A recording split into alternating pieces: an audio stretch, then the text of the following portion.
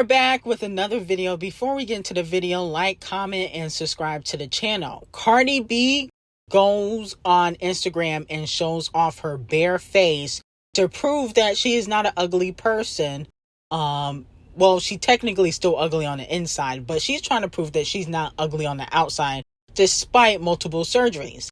So with that being said, she went on live on Instagram rapping CKI, and then also she clapped back at a fan, I think on TikTok. She said on TikTok, "I got my nose done in 2020. I haven't done nothing to my face since.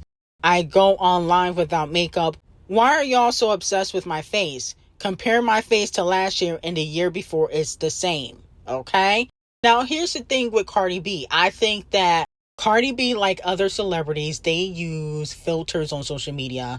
She's been using a filter, and so when we see the real pictures from the paparazzi or Getty, she gets upset, but those are the real pictures. This is what you really look like. Now, Cardi B decided to pop out with Stefon Diggs at the Knicks game. I feel like this is definitely PR because she is teasing dropping music, and she needs a storyline. Off the Cheat no longer will be the storyline. Nicki Minaj is paying her dust, per usual. So she got to call in Stefon Diggs, who is seeing other women publicly, to come attach herself to him so people will pay attention to her. I notice now that's when she makes the blogs the most, is when she's out and about with Stefon Diggs. So I feel like this was low-key a chess move now that she's putting out an album, because people might want to see if she got any songs talking about Stefon Diggs, and allegedly she do got records talking about Stefon Diggs. Hopefully she keeps Stefon Diggs on a tight leash, because I hear he has a wandering eye. Okay? So let me know how y'all feel about that. Now, moving on to Nicki Minaj and her half-sister Ming Lee, who is an inspiring rapper. As we know, she is on the new seasons of Baddies, and she has been basically open about how she doesn't get any support from Nicki Minaj, and she's been living in Nicki Minaj's shadows. Ash Miracle. No longer known as Nicki Minaj's little sister. I am known as Ming Luan Lee, and right now I'm going to do big things myself without having to get secret help, any type of easy help. I'm going to work my way to the top, and all these rumors where if I hear about any type of beef or drama has nothing to do with me. What I want to work on is my music. I want to work on my career. I want to do something with my life. I want to make better choices. I want to be better. And now, she has spoken about not having any handouts in the past. She also, would not say Nicki Minaj's name in her intro for Baddie. Or bitches from motherfucking Brooklyn. Mainly is known for, being someone's sister, whatever, being behind the shadows. Okay, so she said that she's been living behind Nicki Minaj's shadows, and she's ready to start her own career. A lot of people are calling Nicki Minaj out for basically making Ming Lee do Baddies and not helping with her sister's career, being that she does have a label and Ming Lee does music. So let me know how y'all feel about it. I feel like Ming Lee, she's a clout chaser. She don't have to do Baddies. No shade. You can go viral on TikTok, Instagram, Twitch, okay, and get signed. Let's be very clear. She don't have to do Baddies and be ratchet and embarrass Nicki Minaj. She's choosing to do that, and I'm tired of her saying, oh, she don't want no handouts. Yes, you do. Yes, you fucking do. You're mad that you're not getting a handout, but you definitely want a handout. Okay, let's be very clear. If she could have Nicki Minaj's help and, access to Nicki Minaj's contacts to do certain shows, even if Nicki Minaj had her open up for the Pink Friday 2 World Tour, which I'm glad she didn't, because she ain't got no hits. But even if she did that as helping her little sister, she would have taken that opportunity. She's mad because Nicki Minaj probably does not really want her in the industry. You know, the industry is cutthroat. And I listen to some of Ming Lee's music, and I just don't feel like she has a lot of talent, to be quite honest. Okay, and that's one of the reasons why she's going on baddies, to make a name for herself. Now, with that being said, though, I don't feel like Nicki Minaj should get dragged for what Ming Ling does or says in interviews, or even the fact that she's not helping her. I feel like if she had more talent, she would be worth the help, but she doesn't have that talent. So I think that she needs to stay in the background. Talking about living in the shadows, bitch. You need to be in the closet, okay, in the basement. Fuck the shadows, okay? You should be locked in the basement, and please do not come out. This is why I don't entertain baddies, because they just allow anybody to get on there.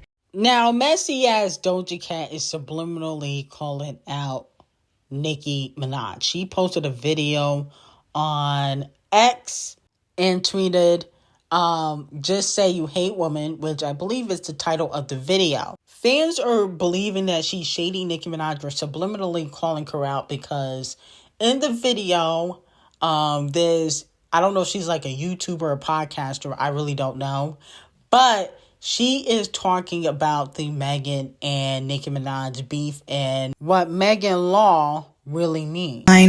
These hoes ain't mad at Megan, these hoes mad at Megan's Law. Megan's Law requires community notification of sex offenses, meaning offenders not only have to register with local law enforcement, but that registration also then has to be made public. This lyric could be about anyone, clearly. In hindsight, a lot of people consider it a shot at Drake. They view it as a catalyst for the Kendrick and Drake beef. However, Nicki Minaj made the lyric about herself, and everyone paid the price for it. The same day that Hiss dropped, Nicki Minaj began a Twitter crash out that would last nearly a week. The point was to defend her family and avenge her husband, who is on the offender registry. It quickly turned into a stomach-churning, one-sided spar of violence masquerading as rap beef. Nicki accused Megan of lying about being shot. She accused Megan of having an intimate relationship with Tory Lanez, which by that point Megan had already addressed in 2022 and holds no bearing on him abusing her. Nicki then made fun of Megan's alleged alcoholism. She made fun of Megan getting shot, which contradicts her earlier accusation about Megan lying about getting shot. And she repeatedly references Megan's mother, who died in 2019. It was pandering to the Barbs for years. The Barbs have clearly withdrew support. So you, every once in a while, you start to pander. It hasn't benefited you, so now you want to throw shade publicly. I just feel like, what was the point of posting that video? It's kind of weird. And Doja Cat, I'm here to tell you, when Nicki Minaj come back on the scene, don't cry when she throws shots. See, the girls always want to cry and play victim when Nicki want to come out and play. You the same one that be in them racist chat rooms. You signed a Dr. Puke, okay, who is one of the biggest R words in Hollywood, okay, ruined a lot of people's careers. And I feel like Doja Cat is low-key a clout chaser. Like, people are trying to say, oh, she's talking about misogyny. No, she's trying to use Nicki Minaj because she flopping on the charts. So when they flop, they gotta use Onika Tanya Mirage, okay? That's what Megan did all last year. I'm gonna need Nicki to drag the bald head scallywag. She's a lame. Now, moving on to Doechii. Unfortunately, her remix that she hopped on, the Timeless remix, which is The Weeknd and Playboy Cardi's song, it is flopping on the charts. Okay, especially without that payola package that she got with Anxiety. So Timeless storms in at 162 on the global payola chart, racking up 1.384 million streams. That was the first day. And then on the US payola chart, it debuted at number 52 with 638,000 streams, okay? But combined, it was 1.38 million streams. But unfortunately, it has left the payola chart. It has been reported that Timeless by Doechii only lasted a day on Payola Global and US charts before dropping out. It hasn't debuted on the Apple USA or iTunes yet. Okay, so unfortunately her remix is flopping on the charts, and I think it deserves to flop because that shit was doodle. It was nasty. It was trash. Okay, now people are saying, oh, it's not that bad, it's terrible. It is. I mean, I just feel like she did not fit the record.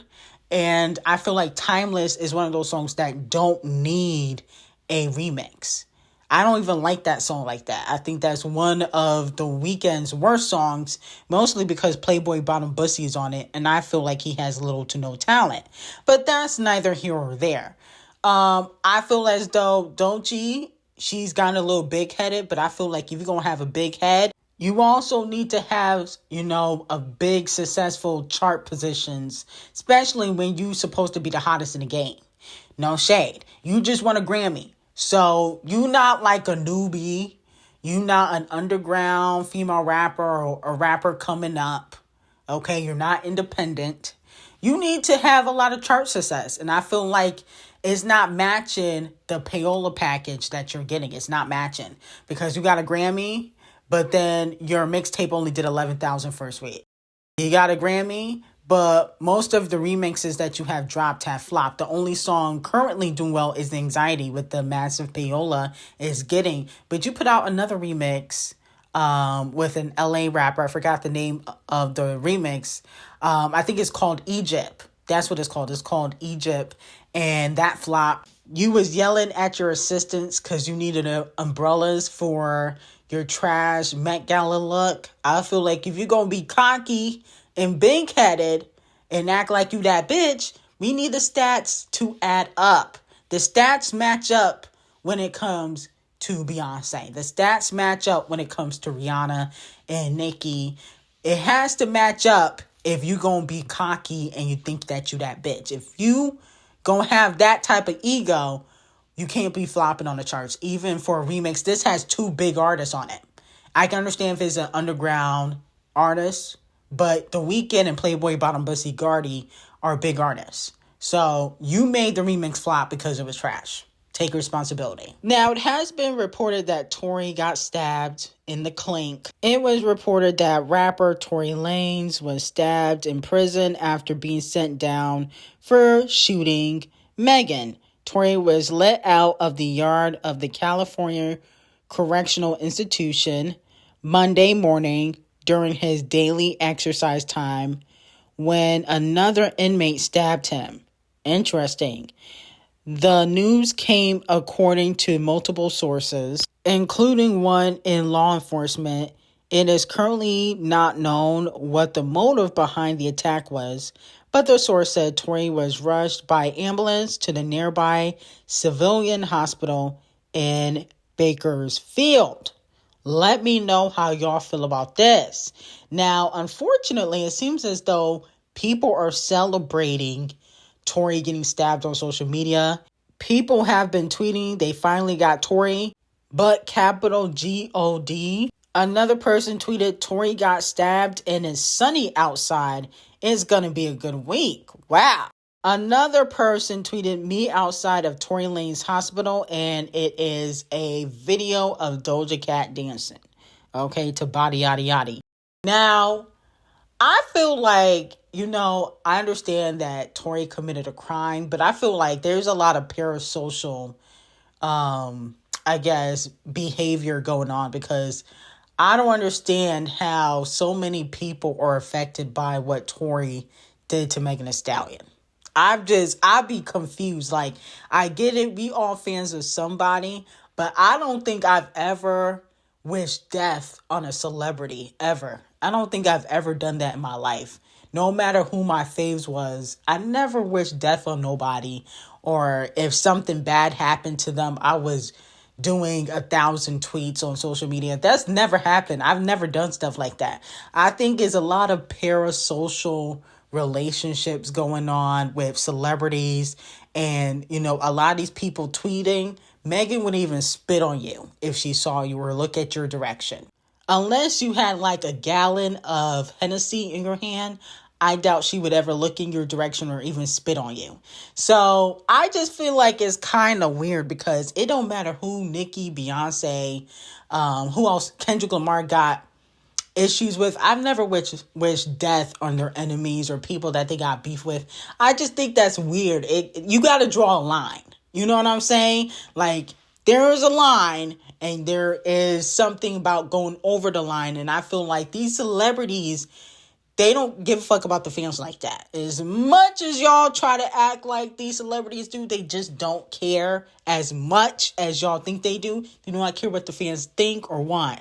So I just think it's a little bit weird that, you know, people are celebrating a man dying, knowing that Megan don't really give a fuck about y'all like that. You know what I'm saying? Like, unless she's selling a product, that's when she do the interactions. But other than that, it's like y'all never will be besties with Megan. So it's just weird to me. I'm sorry. I think that there's a line and a lot of people are going over that line where it's coming off as psychotic.